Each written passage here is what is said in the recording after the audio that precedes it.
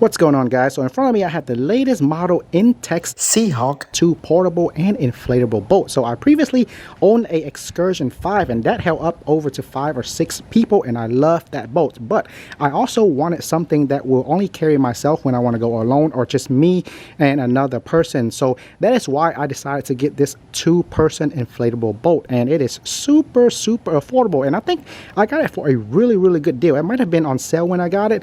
I'm not sure if it's still on sale or not, but I will leave the link in the description box for you guys. That way you can check it out. It is the best deal I could find on the internet. And I have also bought a trolling motor along with the motor mounts with it, and I'm going to show you how that worked later with this boat. That was also another main reason why I got the Seahawk 2 instead of the other 2 people inflatable boat, because this one has a trolling motor mount, so that's why I got it. Now I have also watched many other YouTube videos of this boat right here, but nobody ever give the complete details and everything that I need to know.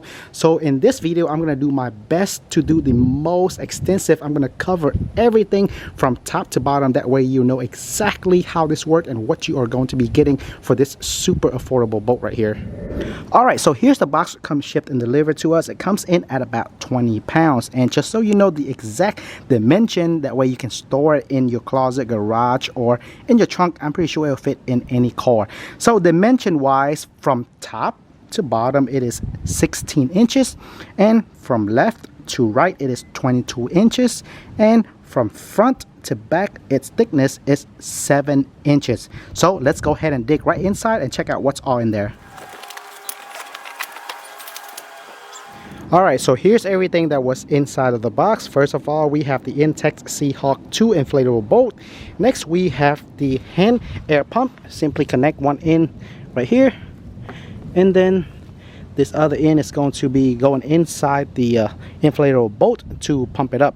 Really cool thing about this pump is either when you push it down or pull it up, it will bring air out either way you're doing it. So the speed of pumping up the boat is much faster than other ordinary pump. So right here we have 2 oars, and here are the 2 sticks.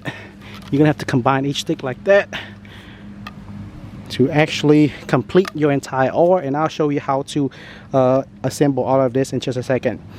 Right here you have a little pouch, that way you can hold all of your patch repair kits.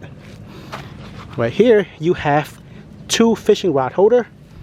Here's the rope that you can attach around the boat, that way you can hang on to it or tie it onto shore.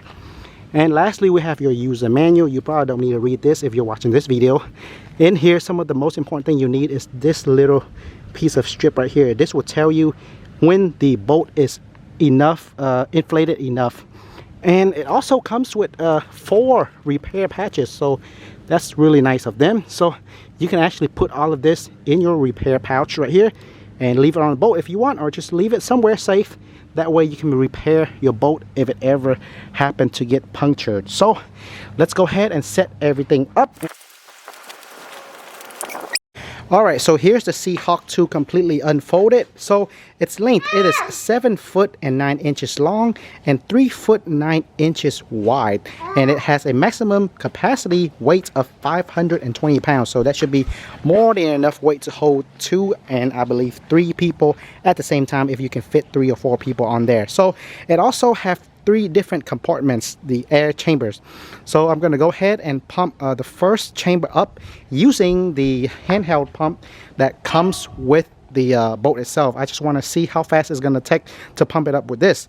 However, I did bought me this electric air pump, in which you will be greatly thankful for if you get you one of this. It will help you and save you a lot of energy.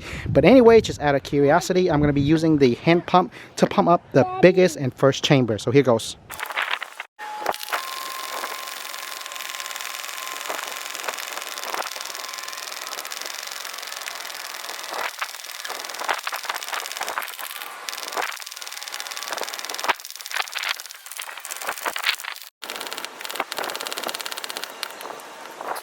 Alrighty guys, so it took me 5 minutes of continuous non-stop pumping with that handheld pump right there, non-stop. I did not even stop for 1 second to fully fill up 1 chamber.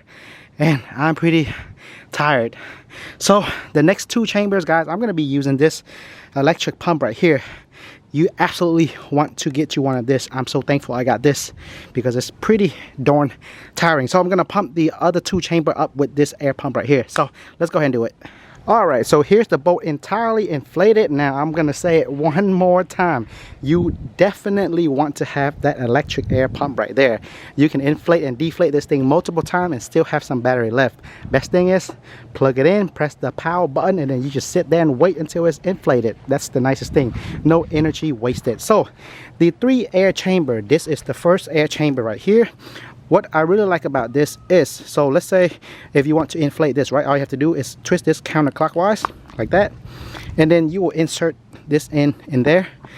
Now the nice thing is, as you can see it, even though it's open, the valve doesn't release air out at all, so you don't have to worry about air getting out or being deflated. So how you deflate it, there's another knob down here. You untwist the bigger knob at the bottom counterclockwise. Then that's when it's gonna be deflated, and that's when the air gonna start coming out. So right here, as you can see, how do you know when you have enough air in here? That's when you use this measuring strip that they give you inside the box. So you leave it right here, and if you see this line matches with the 10 centimeter on the bolt, that means it is good. So this is the first chamber. And the second chamber is located on the inside right here. Use the same mechanism, and you measure it right here as well. So line that up on top and on bottom. If the line matches at 10 centimeter, that means you're good. And the third and last chamber is the bottom chamber, which is right here. This is the only chamber that does not come with this measurement, but you can kind of fill it out yourself, you know. When you have enough air, that's good. And this is where you put the air in right here. So let's go over all the other components and things that you find on this inflatable boat. One main reason why I got this inflatable boat over all the other smaller one that is also 2-person boat is this boat right here has a trolling motor mount. So I can actually mount my trolling motor on here. That way I don't have to self paddle, and that is the main reason why I got this 2-person boat. I believe you will be really thankful for getting this one. All right, so right here you have a fishing rod holder, and you have another one on this corner over here, another fishing rod holder right here, and you have a oar holder right here and another one over there. And right here, this is where you put your repair pouch right there if you want to bring it with you. And on both sides, as you can see, you have 2 oars holder. So you can put one of your oars over here, and your second oar, you can actually use the holder over here. Now what I recommend is, if you're gonna put your oars right here, just in case, even though when you have your trolling motor on there already, make sure you tie it down with a string or rope or something, because it's pretty easily fall out of these stuff right here. But anyway, it's still very good to have it on there. And all around the body, as you can see, you have this little insert piece right here, and this is the handle. So these little thing right here allow you to insert the rope that comes with it. That way you can actually loop it around the entire boat body. That way you can grab onto it. Now to installing the oars. So here are all the components that you need. We are going to just pretty much screw them together. Screw this in right here. So we're screwing in, and then connect these 2 together. Now what you're going to do is you want to go ahead and screw the top port on first. And then what you're gonna do is you're gonna put this spot right here on the inside like that. That way it'll hold the oar in place. And then with this, you'll connect it on the outer side. So let's go ahead and put it together, and I'll show you exactly how it looks.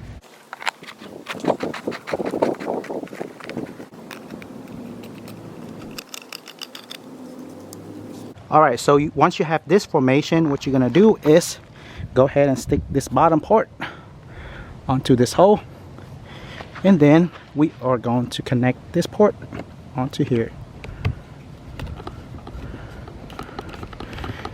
Pretty simple. Just go ahead and twist everything in, and this boat was very easy and fairly fast to put together and inflate, considering you are going to get that electric air pump. But if you want to get some good workout, then use the manual air pump. So we are ready to roll, guys. I totally forgot about these two fishing rod holder. If you are going to be out there fishing, which is what I'm going to be doing, then you want to go ahead and insert one over here, and then this second one right over here. And one last thing we need to do before we head onto the water is go ahead and tie this rope around the entire boat.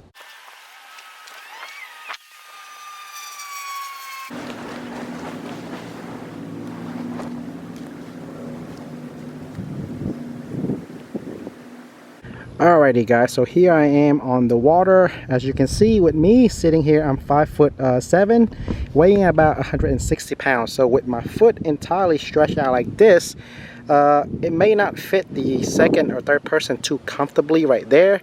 But if you have a second person, if you fold your leg like this, then the other person will have room to sit if they were to sit like you. And then in the middle here you have your tackle box for your fishing gadget and stuff like that. So this boat again is supposed to have a maximum weight of over 520 pounds, and I feel pretty comfortable out here. It fits perfectly. I think this is perfect for one person. That way you have plenty of other stuff right there. You can take maybe one child or your son or your daughter with you.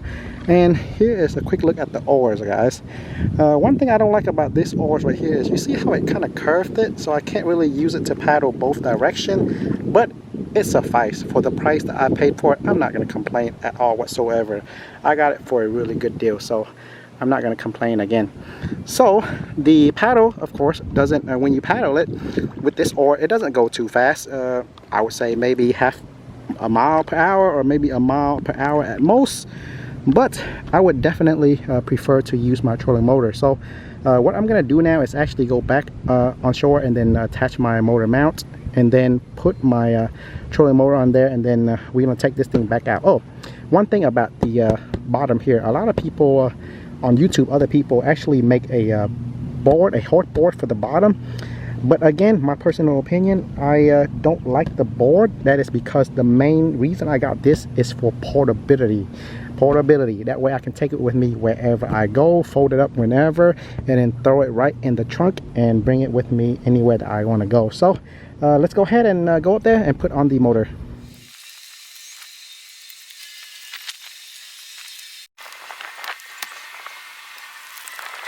Alright, so as you can see guys, I got the motor mount along with the trolling motor, the battery inside the battery box. So we are good to go now. And I will leave a link to all this in the description box as well, so you can check out everything. Alrighty guys, so here I am on the boat with the motor mount and the trolling motor. Here's the battery box. And this time I got two kids with me. He's about 35 pounds, he's about 30 pounds. I'm about 160, so that's about 220 or 230 pounds. This thing is supposed to hold up to 520 pounds, so we are totally good. So like I said, you can bring a couple of kids with you, and then it'll be pretty snug in here. But I like it because the boat is so small, and it makes the trolling motor move and push the boat faster than my Excursion 5. So that's one thing I like about it. So let's go ahead and show you how this moves.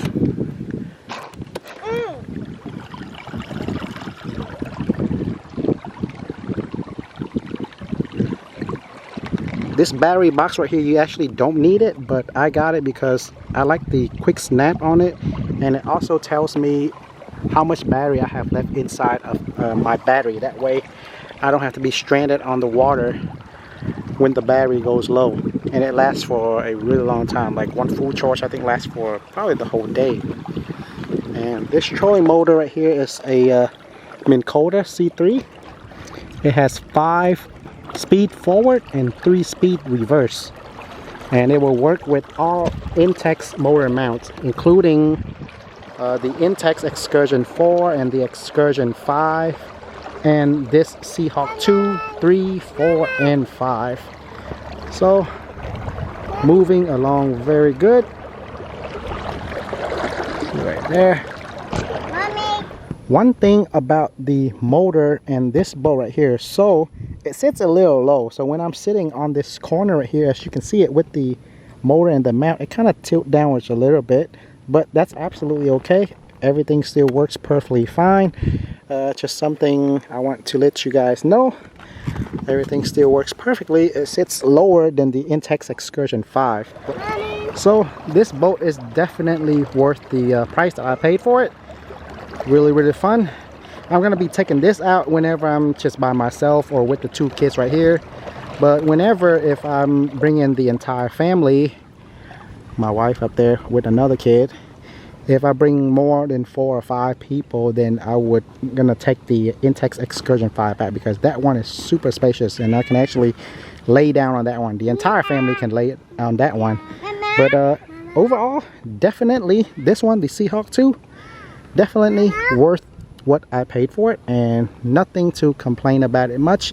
One thing I would say is, if you can invest in the trolling motor and the motor mount and the battery, definitely go for it. It would make life so much more fun and easier. So with all that being said, guys, thanks everybody for watching, and I will see you all in the next video.